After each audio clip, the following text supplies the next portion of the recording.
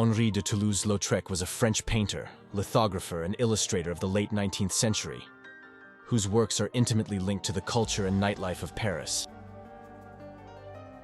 Based in the suburbs of Montmartre, he was a regular visitor to the cabarets and brothels, where he captured the emotions and atmosphere of these popular places and transferred them to his canvases. His unique style, a blend of realism and poetry, appealed to a wide audience and left an indelible mark on his era. By exploring some of his emblematic works, we'll try to understand the reasons that led Toulouse-Lautrec to take an interest in Parisian popular culture. Henri de Toulouse-Lautrec was born on November 24, 1864. The product of a consanguineous marriage, he was the son of Count Alphonse Toulouse-Lautrec and Adèle Tapier de Céléron. From an early age, his grandmother Gabrielle described him as a cheerful little devil, always up for a good time. Around the age of 7, Henri began to complain of intense knee pain and recurrent headaches. His parents, deeply concerned, consulted several specialists, but the many treatments prescribed proved ineffective. Little by little, his body was transformed. His short stature, with short limbs and a normal-sized trunk, combined with pain in the neck of his femur, prevented him from riding and hunting. These activities, so dear to the men of his caste, indirectly distance him from his father and this elitist world. The forced inactivity to which he was condemned probably helped to stimulate his taste for drawing and foster his vocation as a painter. In 1881, he decided to make his own way in the world, as every man should, he wrote to his mother. Little by little, Toulouse-Lautrec moved away from his family and eventually settled in Paris, where he studied under Léon Bonnat and Fernand Cormon. There, he found a bohemian life and a new family. In 1884, Toulouse-Lautrec divided his time between his studies at Cormon's studio and Parisian life. He immersed himself in the cultural influences of his time, notably symbolism and naturalism, which he explored in his various portraits. Carmen Garden, a young worker with red hair, became the painter's model until 1889. Enchanted by her unique aura, he portrayed her from every angle to capture the richness of her expressions. His methodical approach reveals a desire not only to represent her faithfully, but also to understand and capture her humanity. This work represents an important step in the evolution of his style and marks the beginning of a series of intense, personal portraits. A must-see of Parisian nightlife, Toulouse-Lautrec was a frequent visitor to cabarets and theaters.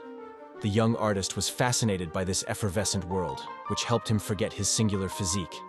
From the Moulin Rouge to the Cabaret du Chat Noir, his posters immortalized the public's expressions and the popular figures of the day. Aristide Bruant, Yvette Gilbert, and Louise Weber, the French can-can dancer better known as La Goulou.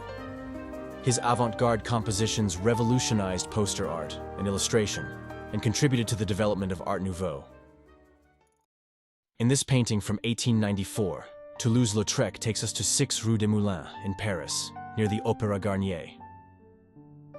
This place, known as La Fleur Blanche, was an establishment reserved for prostitutes who, under the reign of Napoleon III, were forced to live in a regulated environment for health and moral reasons. This work offers an intimate, unpretentious view. Women in skimpy outfits, seated on sofas, seem to wait with palpable weariness. One of them, dressed from head to toe, stares at us with a benevolent look. It is the Madame Mother who we called Madame. Looking to the right, we see a woman cut off by the frame. Her skimpy outfit suggests that she's showing off her assets to potential customers.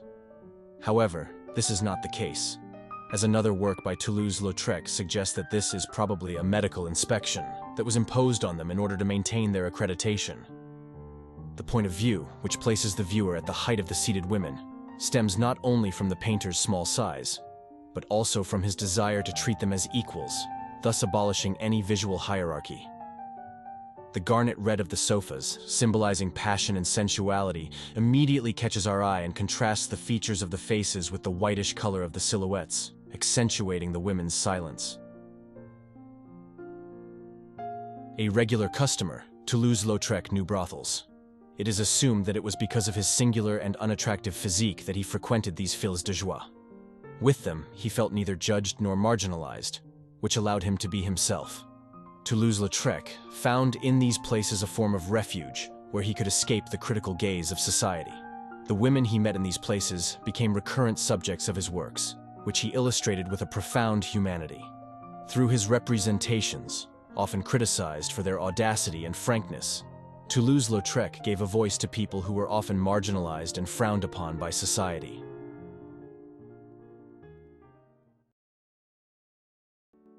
Seated, his torso erect, his left hand firmly on his hip, Toulouse-Lautrec appears wearing a large hat adorned with ostrich feathers and a white fur boa.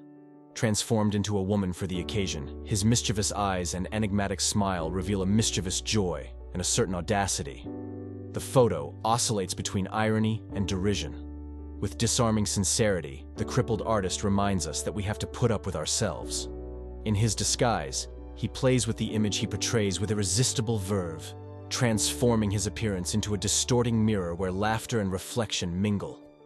In this fascinating play on identity, Toulouse-Lautrec challenged society with poignant intensity, highlighting norms and the rejection of differences. Through his works, imbued with acute sensitivity, he encourages us to confront our prejudices and question the invisible barriers that separate individuals. Through his striking portraits and scenes from the world of nightlife, he reveals with evocative force the pain and complexity of excluded people, while inviting us to reflect deeply and emotionally on self-acceptance and acceptance of others.